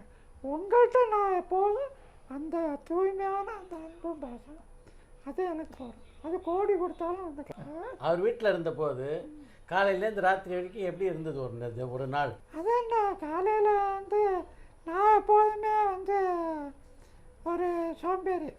இப்போ கூட வந்து காலையில் 8 மணிக்கு தான் வந்திருப்பேன். வந்து அதனால் சாவகாசமாக தான் வந்திருப்பேன். எப்போ வந்துருந்தாலும் வந்து சுட சுட வந்து தயார் பண்ணி வந்து கொடுப்பாங்க. இந்த டிவியில் வந்து எனக்கு நியூஸும் வந்து இந்த பாட்டு, நடனம், இந்த 2 இதுவுமே எனக்கு ரொம்ப பிடிக்கும். அது எப்போ இருந்தாலும் வந்து எனக்கு இந்த சூப்பர் சிங்கர் மாதிரி இதெல்லாம் ரொம்ப வந்து பிடிக்கும். அப்புறம் நூலகராக இருந்ததுனால எனக்கு எப்போதுமே வந்து என்னென்னா நல்ல நல்ல புஸ்தகங்கள் வந்து படிக்கையில் எனக்கு எப்போதுமே ஆர்வம். ஏன்னா மற்ற பேருக்கு வந்து மாணவர்களுக்கும் மாணவிக்கும் அது ஆசிரியர்களுக்கும் அதை ஒவ்வொரு புஸ்தகத்துலேயும் படித்து பார்த்துட்டு அதில் என்னென்ன இது நல்ல இது இருக்குது அதை ஒவ்வொரு நாளும் போர்டில் எழுதி கொடுக்கும். இது எந்த நூலில் இருக்குன்னா இந்த நூலில் இருக்குது, இதை படிங்க அப்படின்னு. அந்த ஆர்வத்தினால வந்து நல்ல நல்ல நூல்களை எல்லாம் வந்து படிச்சுக்கிட்டு வச்சுக்கிட்டு இருக்கேன். பொழுது நல்லதாக வந்து போச்சு. பொழுது நல்லா போச்சு அப்படின்னாலும் வந்து அந்த பொழுது டிவியிலையும் உணவு உண்ணதுலேயும் உள்ள அந்த சந்தோஷத்தோடு அந்த அலுவலகத்தில் இருந்து படிக்க முடியாமல் தவிக்கும். ஒரு 5000 ரூபா தான் வருமானம் வருது, 50,000 ரூபாய்க்கு ஆப்ரேஷன் பண்ணுவாங்க. இந்த மாதிரி மக்களுடைய அந்த தவிப்பு, அதை கேட்டு அதுக்கு என்ன செய்யலாம் அப்படின்னு அதுக்கு பொழுதுபோக்கு இதில் அதுதான் வந்து சந்தோஷமாக இருந்தது. ஏன்னா அதற்கான ஒரு இதைத்தான், அந்த பண்பை தான் காலமெல்லாம் அம்மா வளர்த்தது. அந்த 3 வழியிலேருந்து தவறாமல் வளர்த்ததுனால யாருக்காவது ஏதாவது, அதுவும் வள்ளலார் மாதிரி உலகம் முழுக்க மனித நேயத்தை பற்றி பேசும்போது வள்ளலார் தான் உயிர்களுடைய நேயம், உயிர்களுடைய ஒருமைப்பாடு. எல்லா உயிரும் ஒன்று தான். வாடிய பெயரை கண்ட போதெல்லாம் நான் வாடினேன்.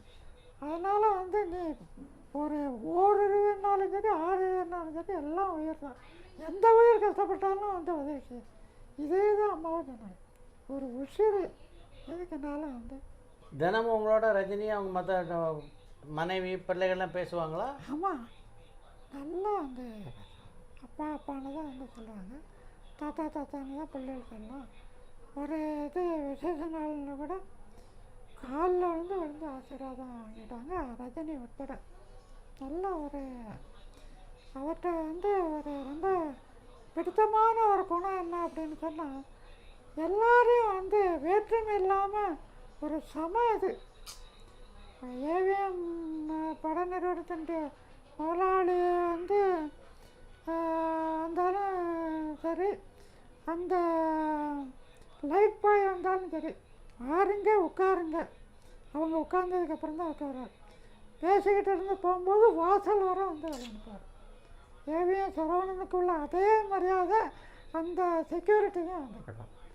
அந்த பெருக்கத்து வேண்டும் பணிவு, அது எல்லாருக்கும் வந்து வந்துடும். கொஞ்சம் பணம் வந்தாலே வந்து ஒரு ஆணவமும் திமிரும் வந்துடும். அதே அந்த சூப்பர் ஸ்டாருங்கிற அந்தத்தில் 30-40 ஆண்டுகளுக்கு மேலே இருக்கக்கூடிய ஒரு மனுஷருக்கு தலையில் ஒரு சின்ன கணம் கூட வந்துடும். அந்த பெருக்கத்தை வேண்டுங்கிறதுக்கு இலக்கணம் அது எல்லாருக்கும் வந்துடும். அது இயல்பாகவே அவருக்கு வந்து இருக்கும். அந்த துளி கூட பணத்தில் எல்லாம் ஒரு பேராசை அதெல்லாம் வந்து அவருக்கு வந்து கிடையாது. வீட்லேயும் எல்லார்ட்டையும் நல்ல பணியாள்கள்கிட்ட எல்லார்ட்டையும் நல்ல அன்பாக பேசுவார், பழகுவார். அவங்களுக்கு வேண்டிய தேவைகளை எல்லாம் என்னென்னு கேட்டு நல்லா செய்கிறதா கிடையாது. யார் எந்த ரசிகரை சந்தித்தாலும் வச்சாலும் சரி, எல்லாருக்கும் உரிய மரியாதை, ஒரே மரியாதை. எங்கே முதல்ல ரஜினி வந்து ரஜினி அவங்க மிஸ்ஸஸ் இருக்காங்க இல்லையா, ரத்தா ரஜினிகாந்த், அவங்க சின்ன குழந்தையிலேருந்து அவங்க ஃபாதர், அதாவது இவருடைய மாமனார்னு வச்சுக்கோங்களேன், பேர் ராகவன் நினைக்கிறேன், ராகாச்சாரியன், அவங்க நம்ம கடை கஸ்டமரு. அப்போலேருந்து இவங்கெல்லாம் அவங்க அப்பா அம்மா வரும்போது இந்த குழந்தைங்களாம் வரும், அப்போலேருந்து தெரியும் இவங்க சிஸ்டர் மிஸ்ஸஸ் ஓய்ஜி மேலே அப்படின்னு தெரியும். அதனால் இவங்க மூலியமாக இப்போ இவங்களுக்கு தெரியுன்ற காரணத்தினால அவங்க வீட்டில் ஏதாவது நவராத்திரி, கிருஷ்ண ஜெயந்தி அப்படின்னு கூட போக வர பழக்கம் இருந்தது. அப்போது ரஜினி சார் உட்காந்து பேசின்னு இருப்பார். இந்த பின்னாடி வந்து இப்போ என்னுடைய 98 நினைக்கிறேன், என் பேரன் 3 வயசு இருக்கு, அவனுக்கு 2 வயசு 3 வயசு. அவன் வந்து அப்போ அருணாச்சலம் படம் வந்துருந்தவன். அந்த ஒரு படம் மட்டும்தான் இந்த இதில் இந்த லைப்ரரியில் இருந்து கொண்டு வந்து போட்டு பார்ப்பாங்க இல்லையா, அந்த ஒரே படம் தான், வேறு எந்த படமும் பார்க்க மாட்டான். தினம் வந்தான்னா அது போட்டு சொல்லி பார்த்துட்டு இருப்பான். அவனுக்கு ஒரு நாள் நான் என்ன அவ்வளோ தூரம் இவர் இருக்கார் இல்லையா, இவர் நேர்லேயே போய் பார்க்கலாம், அவன் வரேன் அப்படி. அவனுக்கு தெரியல அவனுக்கு. சரின்னா அப்புறம் நான் அவர் ஃபோன் பண்ணல அத்தாம்மாவுக்கு, ஆயிஷா அவனுக்கு வந்தேன். அப்புறம் அவர் ரஜினி சார் தான் கையிலே வச்சுட்டார். மறுபடியும் உங்கள் ரசிகனுவன் ஒரே படம் தான் பார்ப்பான், அருணாச்சலம் தான் பார்ப்பான், எதையும் பார்க்க மாட்டான் அப்படின்னேன். அப்புறம் எல்லாம் குரூப்பாக வந்து ஃபோட்டோலாம் எடுத்துருந்தேன். அப்புறம் ஒரு வருஷமாக அந்த முக்கியமான நிகழ்ச்சிகள்லாம் கூப்பிடுவாங்க வீட்டில் போயிட்டு, ஃபேமிலியோடு நான் போயிட்டு வரேன். எங்கள் குழந்தைங்கள்லாம் அவருடைய ஃபேன்ஸு. அதாவது ரஜினி சாருக்கு ஒரு பலம் என்னென்னா, இல்லை அந்த குழந்தை எங்கே இப்போ என்னுடைய கிரேட் கிராண்ட் சில்ட்ரன் அவங்க பர்மிங்ஹாமில் இருந்தாங்க, அவங்களோட ரஜினி படம்னு என்ன அழைச்சி போனேன்னா பார்க்கணும்னு சொல்லிட்டு. அது வந்து அவருக்கு இயற்கையாக அவருக்கு வந்து கடவுள் கொடுத்த வரம் இது. அந்த குழந்தைங்களுக்குலாம் ரொம்ப, அதனால் என் குழந்தைங்கள்லாம் வந்து இது பீரியட் முடிகிறதுன்னா, தாத்தா நீ எப்படியே திருப்பி மெம்பர் ஆகிடு இதில் சென்சார் போர்டில். நான்லாம் பெருமையாக வந்து என் ஸ்டூடெண்ட்ஸ்கிட்டலாம் சொல்லிட்டு இருக்கேன், எங்கள் தாத்தா வந்து சென்சார் போர்டு மெம்பர்னு அப்படின்னு. அப்படி சொன்ன அப்புறம் அது அதோட ஒரு குறிப்பிட்ட காலத்தில் நின்று போயிடுது. அதில் இவங்கிறது மட்டும் நம்ம இப்போ கொஞ்சம் பழக்கம் நெருக்கம், அடிக்கடி ஒரு இதாக நிகழ்ச்சியில் பார்த்துட்டு இருப்போம். பாபாஜி வந்த பிறகு பாபானுடைய இவருக்கு பாபாஜி கடவுளாக ஏற்றுன்னு இருக்காரு.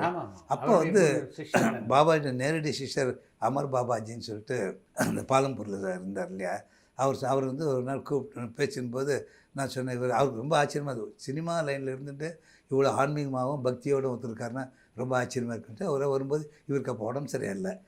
அதுக்கப்புறம் சிங்கப்பூரில் ட்ரீட்மெண்ட் போயிட்டு வந்தார் இல்லையா, அப்போ வந்து உட்கார்ந்தார். அப்போ இவர் மெட்ராஸ் வர்றார், நான் வந்து ரஜினி பார்க்கணும் அப்படி அங்கேருந்தே சொல்லிட்டார், டெல்லியிலேருந்து. அப்போ சாதாரண வந்தார். அதுக்கப்புறம் தான் அது ட்ரீட்மெண்ட். ஆனால் அவங்க வீடு ரிப்பேர் ஆகிட்டு இருந்ததுன்னு சொல்லிட்டு நம்ம இங்கே பார்க்கலாமே என்ன ராகேந்திர மண்டலத்தில் ஒரு ஆஃபீஸு இல்லை இப்போ நான் கடவுள் சார்ந்து வச்சுட்டு குருடைய முதல் சிஷ்யர் வரணும், அது வீட்டுக்கு தான் வரணும் அப்படின்னு சொல்லிட்டு அப்புறம் ஒன்று இன்ஜினியர் கூப்பிட்டு ஒரு ஹால் வரைக்கும் 3 ஹால் அது ஒருத்தர் வரா மாதிரி போகிற மாதிரி அது இடைஞ்சல் இல்லாத மாதிரி பண்ணி கொடுத்துருன்னு அவங்கள ரெடி பண்ணி கொடுத்துட்டாங்க. அதுக்கப்புறம் அங்கே தான் அவங்க அப்போ தான் நினைக்கிறேன் இல்லை கொஞ்சம் இதுவாக இருந்த வரும் என் டிரைவர் சொன்னேன். நான் போக முடியல, வெளியூர் போயிட்டேன், தெரிஞ்சவங்களுக்கு அனுப்பிச்சி வச்சுருந்தேன். ரொம்ப சிரமப்பட்டு தான் வந்து அழைச்சும் பண்ணார். அதாவது ஈஸியாக நடக்க முடியல. அப்போ போயிட்டு எல்லாம் பேசியிருந்த பிறகு கிளம்பி வரும்போது இவர் உச்சிலேருந்து கால் வரைக்கும் இப்படி கையால் தடவி விட்டு வந்தாரேன். வரும்போது சகஜமாக எப்பவும் வர மாதிரி வந்தாரேன். அவர் எப்போவுமே நான் ராஜா சார்னா வச்சுட்டார் மாதிரி ரஜினி சாரும் அவரே தான் வந்து ரிசீவ் பண்ணார். அவரே கார் வரைக்கும் வந்து வழி அமைச்சிட்டு போவார். வரும்போது சாதாரணமாக நடந்து சார் ஆச்சரியமாக இருந்துன்னு சொன்னேன். அதுக்கப்புறம் அவர் வரும்போதுலாம் அவர் போய் பார்ப்பார். அவர் வந்து கடைசியாக அவர் வந்திருந்தபோது இதில் தங்கியிருந்தார், கிராண்ட் சோலார் தங்கியிருந்தார். அப்போ இவர் வந்திருந்தார். இவரும் அவர் மட்டும் ஒரு 1.5 மணி நேரம் தனியாக பேசியிருந்தாங்க. அப்போ இவர் தீவிரமாக அரசியலுக்கு வந்தாச்சு, வரப்போகிறார், அந்த மாதிரி காலகட்டம். அப்போ வந்து அது யாருக்குமே அவங்களுடைய பேச என்னன்னு தெரியல. அப்புறம் அக்கம் பக்கம் அங்கேயே ஒருத்தர் 2 பேர் இருந்தாங்களே, பட் அவங்க ரூமுக்குள்ளே இல்லை. இல்லை சார் ஒரு வார்த்தை சொன்னதாக கேள்விப்பட்டேன். நான் சொன்னேன், நீ எலெக்ஷன் இருந்தால் நீ தான் சிஎம், அது மட்டும் அவர் பாபாஜி சொன்னார்னாங்க. அப்போ வேறு மாதிரி அதான் நீ சிஎம் ஆவேன்னு சொல்லலை, நீ நின்றா நீ தான் சிஎம் சொன்னார். அப்புறம் நிற்கல. ரஜினிகாந்த் உங்களோட அடிக்கடி பேசுகிறாங்க, அரசியல் ஈடுபடுறது அடிக்கடி பேசுகிறேன்னு சொல்லலை. நீங்கள் வேறு போகிற போக்கில் கொண்டு தூக்கி போறீங்க, எப்போயாவது ஒரு தான் பேசுவேன். இல்லை அரசியலில் ஈடுபடுறது குறித்து எப்போதும் உங்கள்கிட்ட பேசியிருக்காரா அப்படின்னு? இல்லை ஈடுபடுறதில்லை. நான் 96லேருந்து சொல்கிறேன்னே அவர் வரமாட்டாருன்னே. 96லேருந்து அவர் வரமாட்டார் அப்படிங்கிறத நான் சொல்லிகிட்டே இருப்பேன். யாருனாலும் வரமாட்டாருங்க இல்லைண்ணே. அவர் இந்த ஒன்றும் இல்லை, கோகுல இந்திரான்னு ஒருத்தங்க இருக்காங்களே ஏடிஎம்கேல. அந்த அம்மா வந்து 96ல் வந்துச்சு. வந்துட்டு இந்த மாதிரி ரஜினிகிட்ட சேர்த்து ஒன்று அப்படின்னு கேட்குது. நான் உடனே சத்தம் போட்டு அனுப்பிவிட்டேன். ஏன்னா அது எங்கள் ஊரில் ராமநாதபுரம், எங்கள் சின்னம்மா ஊர். எனக்கு அந்த ஊர் பக்கம் தான் எங்கள் அம்மா அப்பா ஊர். எங்கள் சினிமா வீட்டுக்கு எதிர் வீட்டுக்காரங்களே பேத்தி. நான் உடனே ஃபோன் போட்டு அவங்க அப்பா அம்மாட்ட சொல்கிறேன். உடனே பிள்ளைய வந்து அனுப்புகிறேன், உடனே பார்த்து வச்சுங்க, ரஜினி ஆரம்பிக்க மாட்டார், அது முதல்ல தெளிவாக நான் சொல்லிட்டேன். அந்த பிள்ளையும் நீங்கள் வர வேணான்னு சொல்லிடுங்கன்னு சொல்லியாச்சு. அதுக்கப்புறம் ரஜினி வரலன்னு தான் அப்புறம் ஏடிஎம்கேக்கு போயிடுச்சு. ரஜினி சார் வந்து ஒன்றும் இல்லை, ஒரு நாள் போகிறேன், என்னை ஏன் இப்படி திட்டுறாங்க அப்படின்னாரு. யாரை 2-3 பேருக்கு திட்ட ஆரம்பித்தாங்க. அப்படி நம்ம சீமானே வச்சுக்கிங்கண்ணே, சீமானு அன்புமணி எல்லோரும் கடுமையாக பேச ஆரம்பித்தாங்க. இது எப்போன்னா அதாவது 3 வருஷம் இருக்கும், 3-3.5 வருஷம். அப்போ இது நான் சொன்னேன், இந்த எங்கள் ஏரியா நான் வந்து அம்பத்தூர் எஸ்டேட்டில் இருக்கேன், பாடியில் ஒரு 7 மாடி சரவணா ஸ்டோர் கட்டுறாங்க. அந்த சரவணா ஸ்டோர் வந்து இப்போ எல்லாமே கொண்டு வர போகிறான். இப்போ அவன் திறக்கக்கூடாதுன்னு வில்லிவாகத்துலேருந்து திருமலை வயல் வரைக்கும் இருக்கிற கடைக்காரன் போல பூஜை பண்ணுறான். அது திறந்தா இவங்க பிஸ்னஸ் திறக்கக்கூடாது. ஏன்னா சரவணா ஸ்டோர் பிரம்மாண்டம். அது மாதிரி தான் அரசியல். எப்படின்னா இந்த மாதிரி அவங்க 5 வருஷத்துக்கு ஒருக்க தேர்தலை சந்திக்கணும், அதை ஜெயிக்கணும், அப்படிலாம் இருக்குது. நீங்கள் திடீர்னு நீங்கள் பாட்டு சரணாசிரமம் ஆரம்பித்தாங்கன்னா அப்போ அவங்கெல்லாம் கடை போட்டதெல்லாம் வேஸ்ட் ஆயிரும்ல. அப்போ என்ன பண்ணியிருக்கணும்? அது ஏன் அதுக்கு என்ன பண்ணுறாங்க? அது முதல்ல நீங்கள் வரவிடாமல் பண்ணிட்டா அதுக்கு தான் திட்டுவாங்க அண்ணன். அப்போ ஒரு நாள் அண்ணன் சீமானன் பார்த்தேன். அப்போ எங்கள் நம்ம அப்துல் ரஹ்மான் இறந்தார்ல, அந்த இதுக்கு நாங்கள் சீமான் வந்தப்போ நானும் பண்ணேன்.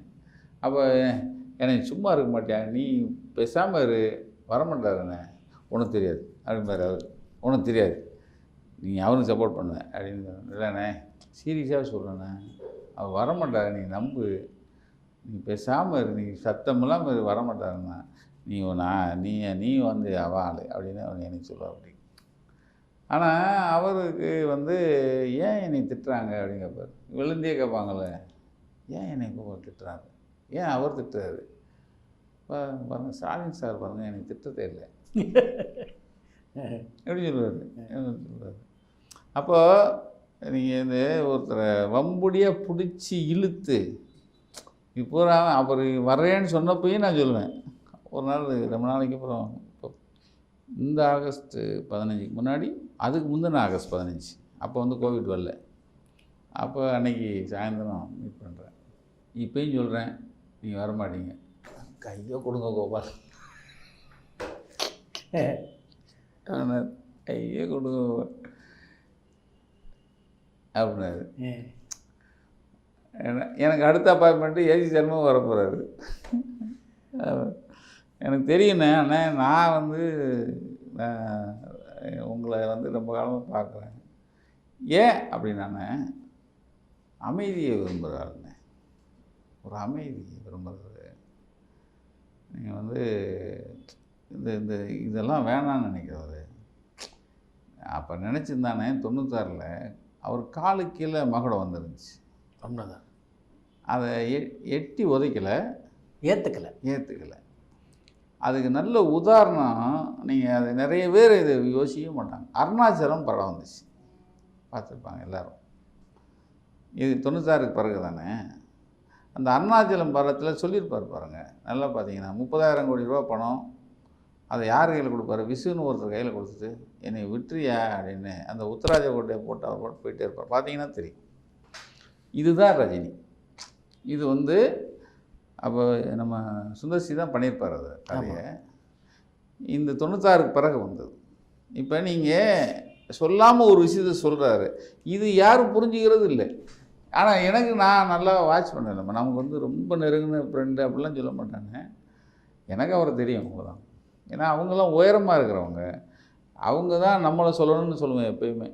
நம்ம போய் சொல்லணும்னு சொல்ல மாட்டேன் எப்பயும் பொதுவாக. அதனால தான் நான் சமுத்திரக்கணிலாம் தெரியும்னு தான் சொல்லுவேன். யாரும் நமக்கு ஏர்போர்ட்டில் பார்த்தா ஹாய் ஹாய் ஹாய், அப்புறம் மீட்டிங்கில் பார்த்தா அவங்களும் ஹாய் ஹாய்து, அவ்வளோதான். அதை மாத்திரம் சொல்லிட்டு ஒரு பெரிய கும்பிட போட்டு போயிட்டு இருக்கும். அவருக்கு நான் ஸ்டடி பண்ணது. அதனால் 96லேருந்து இன்றைக்கி வரைக்கும். அப்போ அந்த கடைசியாக ஒரு வச்சாரில் அந்த இப்போ இல்லைன்னா எப்பயும் கிடையாதுன்னு சொல்லும்போது அடுத்த நாள் நான் சொன்னேன், கொஞ்சம் ஓவராக பேசிட்ட மாதிரி இருக்கானே. இல்லை கரெக்ட், வேறு வழி இல்லை அப்படின்னு சொன்னார். அது என்னென்னா, அதான் இந்த ப்ரெஷர் இருக்குல்லண்ணே, சில இதுக்கு ஆட்பட்டுருவாங்க. அப்போ அவருக்கு இயல்புன்னு ஒன்று இருக்குண்ணே. ஆமாம், ஒரு இயல்பாக உள்ளுக்குள்ள இப்போ எனக்கும் உங்களுக்கு எல்லாருக்கும் ஒரு இயல்பு ஒன்று இருக்குல்ல. அந்த இயல்பாக இப்போ அதான் சொன்னல, நீங்கள் வந்து இல்லைண்ணே இதை அட்ஜஸ்ட் பண்ணி போயிருங்கன்னா எனக்குள்ளே ஒரு இயல்பு இருக்கும். சரிங்க நீங்கள் போங்கன்னு தான் சொல்லுவோம். ஆனால் நம்ம ஒரு முடிவு எடுப்போம் இல்லையா, அது மாதிரி அண்ணனுக்கு ஒரு முடிவு எடுப்பார். இந்த மேடையில் கலைஞானத்துக்கு வீடு கொடுக்கணும்னு சிவகுமார் பேசுகிறாரு. நானும் இருந்தேன். அந்த கலைஞானம் வீடு இந்த பிரச்சனைக்கே முக்கியமாக அப்போ வந்து ஏடிஎம்கே கவர்மெண்ட்டு. கலைஞானம் ஃபோன் பண்ணுறாரு, என்ன எப்போ வரைய என்னார், இன்னைக்கு போய் முடிச்சுவாங்க. நீங்கள் மீட்டிங் அந்த மேடையிலேயே சொன்னீங்க. அது மாதிரி அப்போ சிவாஜி ரஜினி சார் சொல்லியிருப்பார், சில பேர் இந்த நட்பு அரசியலையும் போட்டு குழப்பிக்கிறாங்க அப்படின்னு. அன்றைக்கி நைட்டு தான் எனக்கு 10:30 ஃபோன் பண்ணுறாரு, காலையில் எப்போ பார்ப்போம் அப்படின்னு சொல்லி. அந்த இதிலே பார்த்தீங்கன்னா என்ன சொன்னீங்க கலைஞர், அதை சொல்லி நீங்கள் அப்போ மேடையில் ஏன்னா நீங்கள் போயிட்டு வாங்க, என்ன இழுவையாக இருக்குது, என்ன பத்திரிக்கை வரல வராமல் எப்படி இருந்தா அப்படி நல்லா இருக்காரு, அதுவும் அரசாங்கம் இவ்வளோ ஐயா வச்சிடறேன் அப்படின்னு வச்சுட்டார். உடனே பாரதிராஜா உடனே ஃபோன் பண்ணார், என்னையா வரமாட்டேன்யா, ஏண்ணே அழைக்காததுக்கு எப்படின்னா வருவேன் நான். அந்த அவன் நீள் அந்த பண்ணாமல் விட்டான்னு நினைக்கேன். சரி நீ வர அவனோட அடுத்த நிமிஷம் நிகழ்வில் இன்னும் வர சார் அவர் சொல்கிறார்ல நான் இந்த கொடுத்துறேன் அவனுக்கு காலையிலே கொண்டு வந்து கொடுத்தாங்க. அப்பயும் நான் சொன்னேன், அண்ணே இது புரோட்டோக்கால் சம்மந்தப்பட்டதானே, நீங்கள் நம்ம அரசாங்கம் இல்லை நம்மளை வந்து கேவலப்படுத்துறதுக்குன்னு நீங்கள் 8வது வழியில் வாங்கிட்டாங்கன்னா அதுவே ராசிங்க. இது நான் மற்றபடிக்கு இது தெரிஞ்சு மற்றவங்க கேட்பான், இவர் ஏன் அங்கே போனார் அப்படிம்பாங்க இல்லைண்ணே. அதானே உங்களுக்கு. அதனால் நான் வந்து யோசிக்கிறேன். அதனால் என்ன பண்ணிட்டாங்க, புரோட்டோக்கால் போட்டாங்க எனக்கு. அண்ணன் வந்தால் கூப்பிட்டு வரணும் ஒரு ஆளை மெயின் வழியில். அது அமைச்சர்லாம் வர வழி இருக்குல்ல, அந்த வழி 3 அமைச்சர் வந்தாங்க. அதனால் வழியை போட்டு என்னை கூப்பிட்டு போனாங்க. வேறு ரியாஸ் தான் போட்டிருந்தாங்க. ரியாஸ் தான் வந்து கூப்பிட்டு போய் 2வது உட்கார வச்சாங்க. புரோட்டோக்கால் முன்னாடி அவங்கெல்லாம் உட்காந்தாங்க. அப்போ தான் பார்த்து அது மேடையில் அதான் அப்போ வேறு அம்மா வந்து கலைஞர் அவங்க துணைவியார் வந்து 8வது வரிசையில் இருக்கும். நான் தான் மேடையில் கூப்பிட்டு நீ முதல்ல முன்னாடி மேடைக்கு வாங்கன்னு சொன்னது. அவர் இந்த சோழி தானே வேணாங்கிறது சேர்த்து வச்சு அப்படின்னு வேறு அப்போ சொன்னாங்க. அப்போ வந்து அதில் என்ன சொல்ல வந்தேன்னா, ஒரு அரசாங்கத்துக்கு கூட வாய்ப்பு கொடுக்க மாட்டார் இல்லை சார். வீடு நாங்கள் பார்த்தோம். ஒரு அரசாங்கம் அது கூட வாய்ப்பு கொடுக்கல, பார்த்தீங்கன்னா தெரியும். அது ஒரு பெரிய விஷயம். சூப்பர் ஸ்பீச் அன்றைக்கி. ஆமாம், அது ஒரு பெரிய வாய்ப்புண்ணே. அது அதுக்கு மனசு வேணும் இல்லைண்ணே. நீங்கள் பார்த்தீங்கன்னா சொன்ன துணி ரொம்ப பிரமாதம். அதாவது அவருக்கு வீடு வாங்கி கொடுக்குற வாய்ப்பு அவங்களுக்கு கொடுக்க மாட்டேன்னு சொன்னால் இது சாதாரண விஷயம் இல்லைண்ணே. உங்களுக்கு ஒரு மனுஷனுக்கு அது அந்த வீடு கிரகப்பிரவேசம் நான் போயிருக்கேன். அதுக்கு முதல் நாளே வந்து வீட்டுக்கு வந்து எல்லாரோடையும் படம் எடுத்துகிட்டு, அதுக்கு அடுத்த நாள் நாங்கள் எல்லோரும் போனோம். பாக்கியராஜனை எல்லோரும் போனோம். போய் பண்ணிவிட்டு ஒரு நல்ல வீடு எனக்கு ஒரு இதாக இருக்கும். ஆக எனக்கு அந்த அந்த இப்படி இந்த மனுஷன் இந்த அல்லலில் போய் மாட்ட மாட்டாருன்னு எனக்கு ஆரம்பத்துலேருந்து எனக்கு இருந்தது. ஆரம்பத்துலேருந்து சொன்னேன். அப்போ எல்லோரும் சொல்லுவாங்க அண்ணன் கேட்டால் வரமாட்டேன்னு சொல்லுவாங்க. ஆனால் இவங்க தான் நம்ம குருவிகள் இருக்காங்க நம்ம ஆஃபீஸில், அண்ணே அவர் வந்துட போகிறாருண்ணே, அண்ணே வந்துட போகிறாங்க. நான் அதுக்குள்ளே ரொம்ப தலையிறது இல்லை, போய் தொலை. ஆனால் எனக்கு அவர் வரமாட்டாருங்கிறத தெளிவாக இருந்தோம். ஒரு என் துணைவியார் வச்சுட்டு பத்திரிகைக்கு போயிருந்தோம். என் மகா கல்யாணம்.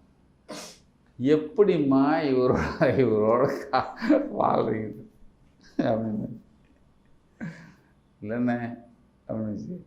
ஏன்னா ஒரு முறை தான் பார்த்துருக்காங்க அவங்க என் துணைவியார். அப்போ அவர் முதல் கேட்ட கேள்வியை, இப்போ நான் கூட்டு வந்து தப்பாக போச்சேன்னு நான் தப்பாக போச்சேன்னு அந்த இதில் ராஜ்குமார் மீட்பிலான முக்கிய பங்கு ஆட்டினார். ரொம்ப முக்கியம் ரஜினி. அதெல்லாம் அது வந்து நான் அது ரஜினி கலைஞர் ஒரு மிகப்பெரிய பங்கு. ஒரு எனக்கெலாம் வந்து கலைஞர் சொல்கிறார், நான் கலைஞர்கிட்ட பேசிகிட்டு இருக்கோம். அப்போ ஃபோன் வந்துகிட்டே இருக்கும். அப்போ வந்து இப்போ நம்ம சைலண்ட் பண்ண மாதிரி அதை சைலண்ட் பண்ண முடியாது. அப்போ ஃபோன் வந்துகிட்டே இருக்கும். அப்போ சார் அண்ணன் சொன்னாங்க, என்னன்னு பேசுங்க கலைஞர் ரஜினி சார் கோபாலம் பண்ணாங்க. தெரியும் உங்களுக்கு, நீங்கள் சிஎம்கிட்ட பேசுகிறீங்கன்னா அந்த மாதிரி ஒன்றெல்லாம் அங்கே இதெல்லாம் தப்பாக பேசிகிட்டு இருக்காங்க. அது மட்டும் அவங்க கலைஞர் சொல்லுங்கள். என்ன தப்புன்னா, நம்ம தான் அவங்கள போய் யாசகமாக கேட்குறோம், அவங்க வரமாட்டேங்கிறாங்களே. அதாவது கர்நாடகாவிலேருந்து நம்ம போய் அவங்கள பிச்சை எடுக்க மாதிரி எடுக்கிறோம், அவங்க யாரும் இங்கே வரமாட்டேங்கிறாங்க அப்படின்னு கொஞ்சம் பேர் பேசுகிறாங்கன்னு அங்கே ஒரு பேச்சு இருக்குது. சார் நாவது கொண்டு போங்கன்னு அவர் சொல்கிறார். டக்குன்னு அண்ணன் என்ன பண்ணிட்டாங்க, அப்போ ஒன்று பண்ணுங்களேன் கோபால், நீங்களே போய்ட்டு வந்துங்களேன், சிஎம் பார்த்து நடந்தது சொல்லிட்டு வந்துடுங்க. காட்டுக்கு பத்திரம் தூதுவரம் இல்லை, இங்கேயும் தூதுவராக போசோம். கொஞ்ச நேரத்தில் ரஜினியை கூட கூப்பிட்டு போயிருங்களேன் அப்படின்னு நீங்களே சொல்லிடுங்களேன். நானே ஒன்று போட்டார். போனோடனே நான் வெளியே வந்தோடனே போனேன். கோபால் வரீங்களா வீட்டுக்கு அப்படின்னாரு. வரேன் போகிறேன். போனோன்னே சரிண்ணே, இப்போ நீங்கள் நான் சதாப்தியில் மத்தியானம் கிளம்புறேன், நீங்கள் அப்படியே ஃப்ளைட்டில் வந்துடுங்க. சதாப்தி அப்படின்னா அப்படி நான் ஏண்ணே சதாப்தி அப்படின்னாரு. கொஞ்ச நேராச்சு உள்ளே போயிட்டு பேசிட்டு இருந்தார். அவர் கன்னடத்தில் ஏதாவது பேசினார். 4:30 மணி ஃப்ளைட்டு, 3:30 மணிக்கு அங்கே இருக்கணும், நீங்கள் 2:30 மணிக்கு இங்கே வந்துடுங்க, நம்ம 2 பேரும் சேர்ந்து போயிடுவோம். தனி ஃப்ளைட்டுண்ணே. ஆமாம் சதாப்தி அப்படிம்பாரு. அப்பயும் உடனே சார் இந்த நிமிஷத்தில் வந்து நான் உங்கள் பிஏ. ஏண்ணே நீங்கள் வேறண்ணே? இல்லை சிஎம் சொல்லியிருக்காரு, உங்கள் கூட துணைக்கு தான் போக சொல்லியிருக்காரு என்ன. ஆட போங்கண்ணே அப்படின்னு. சரிண்ணே போகிறோம். நான் அவர் அப்புறம் சிஎம் அந்த கர்நாடகா சிஎம்முடைய செக்ரட்டரி ஒருத்தர் இருந்தார், அப்புறம் ஒரு டிஜிபி ஏடிஜிபி ஒருத்தர் இருந்தார். நாங்கள் 4 பேர் தான் ஃப்ளைட்டு இறங்குறோம். இறங்கினோன்னு ஏர்போர்ட்டில் 40 கார் நிற்கும். ஏன்னா என்னென்ன 40 கார் நிற்குது, அதான் சதாப்தி சொன்னீங்களே ஏன்னா ராவதி ஏன்னா இப்படி என்னண்ணே இதுதான் உங்கள் வேலை, உங்களுக்கு தெரியாது, நீங்கள் பெங்களூர் வந்து பார்த்தா உங்களுக்கு தெரியும் சொன்னல, அதான் இது. தமிழ்நாட்டில் உங்கள் பேர் தெரியாது, இங்கே வந்து பாருங்கள் உங்களுக்கு என்ன பேர் இருக்குன்னு உங்களுக்கு தெரியாதுன்னு சொன்னல, அதான் இது. இதில் புல்லட் ப்ரூஃப் கார் நடுவில், அதில் தான் நாங்கள் 2 பேரும் போகிறோம், அப்படியே கொண்டு போகிறாங்க. உள்ள பாருங்க போவாங்க. ஆனால் எல்லா கண்ணாடியும் உடஞ்சிருக்குண்ணே. பந்து ராஜ்குமார் கடத்தப்படுறதுக்காக கண்ணாடியெல்லாம் உடைச்சிட்டாங்க. அப்படியே கூப்பிட்டு போகிறாங்க நைட்டு. ஒரு பெரிய இடம் உள்ளுக்குள்ளே கூப்பிட்டோன்னா நான் எஸ்கார்ட் போட்டு நான் 2 பேரும் அப்படி உள்ளே போகிறோம். லானில் வரிசையாக நின்று கும்பிட்றாங்கண்ணே என்னைய. இவர் ஸ்டைலில் சொல்லுவார்ல, எம்எல்ஏஸ் அப்படி போகிறார், எம்பிஸ் அப்படி போகிறார். அமரீஷ் வந்து கட்டி பிடிச்சா அப்படி காலை ஏன்னா எம்பி ஏன்னாரு. அது உள்ளே போகிறோம். காலை யார் கிருஷ்ணா, மல்லிகார்ஜுன் கார்கே, நான், ரஜினி சார் 4 பேர் தான். 4 பேர் உட்காந்து அப்போ சொல்கிறார், ஹி இஸ் மை ஃப்ரெண்ட் அப்படின்னு சொல்லுவார், என்னை இன்ட்ரடியூஸ் பண்ணார். இதுக்கு முன்னாடி ஒரு கதை இருக்கும், அது ஃப்ரெண்டுங்கிறதுக்கு ஒரு முன்னாடி கதை இருக்கும். என்னை பற்றி சொன்னார், இந்த மாதிரி என்ன கஷ்டப்பட்டேன், நான் யார் எல்லாத்தையும் கிருஷ்ணாட்ட சொல்லுவார். சொல்லி முடித்தோடனே கொஞ்ச நேரம் பேசிகிட்டே இருந்தோடனே என்ன நடந்ததெல்லாம் சொன்னேன். சொல்லிவிட்டு அப்போ வந்து ஒரு ஆப்ஷன் ஒன்று கொடுத்தாங்க. அவரை வந்து ராஜ்குமார் வீரப்பனோட சரண்டர் ஆகிற மாதிரி ஒரு ஆப்ஷன் இருந்தது. அது கலைஞர்கிட்ட சொன்னோன்னா நீங்கள் அப்படியே நேராக போய் சொல்லுங்கள். இப்போலாம் இருந்ததுன்னு வச்சுக்கோங்க. பேசும்போது குளிர்னேன். இப்போ இந்த குளிரை விட 100 மணி குளிர்ந்தால் அப்படி இருக்கும் அப்படி. அதில் தான் அங்கே உட்காந்துருவாங்க போல அவங்கெல்லாம். எனக்கு குளிர் ஒன்று போகணும். நான் அண்ணன்ட்ட ஒன்று யார் ரஜினி சார் ஒன்று போகணும். எஸ் ஒன்று கிருஷ்ணா சார் பாட்டார், சிஎம் பாட்டார், வாட் அப்படின்னாரு. இவர் கன்னடத்தில் சொல்கிறார், பாத்ரூம் எஸ் கம் அப்படின்னு. என்னைய யார் சிஎம் கூப்பிட்டு போகிறாரு, கர்நாடகா கூப்பிட்டு போகிறாரு என்னைய. நான் உள்ளே போயிட்டு வரைக்கும் வெளியே நிற்கிறாரு. என்னை கூப்பிட்டு திருப்பி வர்றாரு இவர் யார் நம்மால் யூரின் போகிறதுக்கு சிஎம். நிஜமாவே பெரிய அப்படின்னு ஆனால் நீங்கள் ஆனால் யோசிச்சு பாருங்கள், இது எதுக்காக சொல்கிறோம்னா அந்த மிஷன் அப்படி மிஷன். நீங்கள் வந்து பழுதில்லாமல் அதை கரை சேர்க்கறதுக்கு பட்ட பாடு ஜாஸ்தி. நான் எவ்வளோ கஷ்டப்பட்டுருப்பேங்கிறது நிறைய. ஆனால் அதை சொல்லிவிட்டு பேசிகிட்டே இருக்கோம். ஒருத்தர் வந்து சொல்கிறார், ஏடிஜிபி 200 பத்திரிகைக்காரங்க 4 மணிலேருந்து வெயிட் பண்ணுறாங்க, கோபமாக இருக்காங்கன்னு வந்து சொல்கிறார் இங்கிலீஷில். வாட் அப்படின்னாரு. யார் Krishna. How can E manage அப்படின்னாரு என்னை. உடனே ரஜினி சார் சொல்கிறார், வெயிட் அண்ட் சி அப்படின்னாரு. இவர் நம்மால் என் மேலே நம்பிக்கை வச்சு வெயிட் அண்ட் சி எப்படி ஹேண்டில் பண்ணுறாரு பாருங்கள். இப்போ இதுதான் பிரச்சனை. இப்போ ரஜினி சார் என்ன பண்ணார், கோபால் நீங்கள் வந்துட்டு நேராக வீட்டுக்கு வந்தோங்க, நம்ம வீடை பார்த்துட்டு ஆக்சுவலாக நான் அண்ணன் வீட்டில் தான் தங்குறதா இருந்தது. எனக்கு வந்து என் உயிருக்கு ஆபத்து இருக்குன்னு இன்டெலிஜென்ஸ் ரிப்போர்ட்டு. அதனால் எனக்கு 3 ஸ்டார் ஹோட்டலில் எல்லாமே பாதுகாப்பு போட்டிருக்காங்க. எந்த ஸ்டார் ஹோட்டலில் தங்குவேன்னு யாருக்கும் தெரியாது. அதுக்கு பின்னணி என்னென்னா, இப்போ ராஜ்குமாரை காப்பாற்றாமல் விட்டுட்டா ஆட்சி மாற்றம் 2 பக்கமும் வந்துடும். ஒரே ஒரு நக்கீரங்கோபாலை போட்டால் போதும்ல, ராஜ்குமாரை காப்பாற்ற எவன் போவான் உங்களுக்கு முடிஞ்சது. அதுக்கு தான், அதனால தான் இவர் மேலே யாருடைய எதுவும் படக்கூடாது அப்படிங்கிறது சிஎம் ஆர்டர். ஒரு விரல் கூட பற்றக்கூடாது சிஎம் ஆர்டர். அதை வந்து ரஜினி சார் சொல்கிறாரு, ஏடிஜிபி சொல்கிறாங்க. சரின்னு சரி நான் அப்படியே முடிச்சுட்டாங்க வந்தேன். இப்போ 200 போலீஸ் பத்திரிகைக்காரன் கோபமாக இருக்கான். இப்போ இவர் எப்படி பார்க்குறது அப்படின்னு லைவ் போட்டாங்க. அன்றைக்கி வந்து லைவ். நான் போன உடனே நான் சொன்னேன், உள்ளே போகும்போது ஏடிஜிபி என் கூட வந்தார். நான் அப்பயே சொன்னேன், அண்ணன் போயிட்டாங்க, நீங்கள் ஏன் கூட வரீங்கன்னு. இல்லை சார் உங்கள் மேலே சார் தான் சொன்னார், உங்கள் மேலே விரல் படக்கூடாது யாரோட. இல்லை சார் பத்திரிக்கையாளர் பார்க்க போகிறேன், நீங்கள் இல்லை சார் சாரி சார் அப்படின்னா. சரி உள்ளே போன உடனே அவனு நம்மகிட்ட திருப்பிட்டாங்கண்ணே அந்த பத்திரிக்கையாரங்க எல்லோரும்.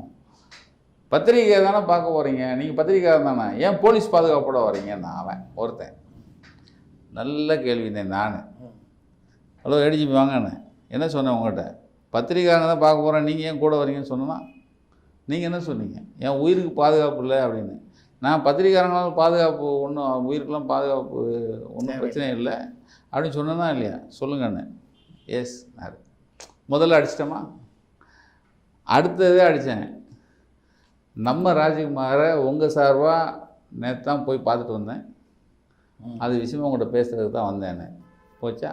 அதுக்கடுத்து தமிழில் பேசணும்னா, அது கன்னடத்தில் தான் பேசணும்னா, எனக்கு தமிழ் தான் தெரியும், நான் கன்னடம் தெரியாது, இங்கிலீஷும் தெரியாது. இப்போ சொல்லுங்கள் நான் எதில் பேசேன், சரி தமிழில் பேசுகிறேன்.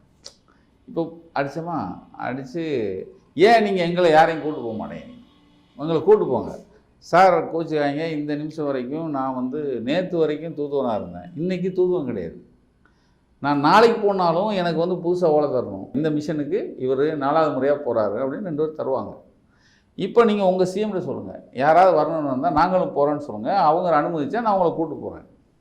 நான் போய் நீங்கள் இவரை கூப்பிட்டு போகிறேன்னு நான் சொல்ல முடியாது, நீங்கள் போய் சொல்லுங்கள். இப்படியே அடிச்சுனேன் 2.5 மணி நேரம் லைவு. நைட்டு 1:30 மணிக்கு நான் அப்புறம் ரூம் போயிட்டேன். ரஜினி சாரை பார்த்துட்டு இங்கே ராஜ்குமார் சார் வீட்டுக்கு போயிட்டு அதுக்கப்புறம் ரூம் போகிறோம். நைட் 2 மணிக்கு யார் கிருஷ்ணா ரஜினி சார் ஃபோன் பண்ணி we are selected right person அப்படின்னு சொல்லியிருக்காரு ஆஃப்டர் த ப்ரெஸ் கான்ஃபரன்ஸ். அப்படின்னு சொன்னார். கலைஞர் ரயிலுக்குறாரு, நல்லா பண்ணீங்கன்னாரு. ரஜினிகாந்த் அரசியலுக்கு வராதை பற்றி நீங்கள் என்ன நினைக்கிறீங்க? வராதை பற்றி எனக்கு ரொம்ப சந்தோஷம். ஏன்னா வரக்கூடாதுன்னு சொன்னதில் நான் ரொம்ப முக்கியமானவன். அவர் வரட்டும் பார்த்துக்கலான்னு கூட சொல்லலை, அவர் டிசைட் பண்ணுற விஷயத்து இன்னொன்று அவர் வரக்கூடாது. அவர்கிட்டே சொன்னீங்களா? அவர்கிட்டே பேசும்போது அன்றைக்கி நான் போயிருந்தேன், என் குடும்பத்தோடு போயிருந்தேன். பேசும்போது சொன்னேன் வராமல் இருந்தது நல்லது, வரமாட்டேன்னு அனௌன்ஸ் பண்ணியிருக்கேன் நல்லது. அவர் அவ்வளோவா இதுலேயுமே பிடிமானம் இல்லாமல் பேசுவார். But is a nice man, arts of arts is a nice man. அது மனிதன் அதாவது ஹியூமன் பீயிங்காக இருக்கிறது ஒன்று, பீயிங் ஹியூமன்றது ஒன்று. அவர் இப்போ பீயிங் ஹியூமன் ரொம்ப, we are all human beings, but அவர் வந்து பீயிங் ஹியூமனில் இருப்பார். அது மாதிரி ஒரு நைஸ் ஹார்ட்டட் மேன். எவ்வளோ கோபம் இருந்தாலும் எதற்கு சிரித்து தான் பேசுவார். நம்மளை பார்த்துட்டு என்ன கோபம் இருந்தாலும் சரி. அவர் ஒரு ரொம்ப எனக்கு தெரிஞ்சு நான் பழகின, அதாவது நான் விஜயகாந்த் உடனே கம்பேர் பண்ணிடக்கூடாது. அப்போ விஜயகாந்தில் பழகினேன், அது நட்பு வேறு. இவரோடு நான் பழகியிருக்கோம்.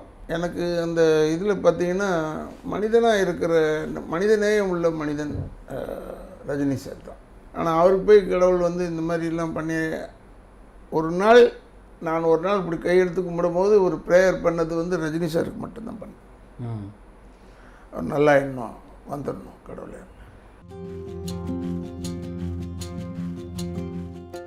Chai with Chitra, Social Talk.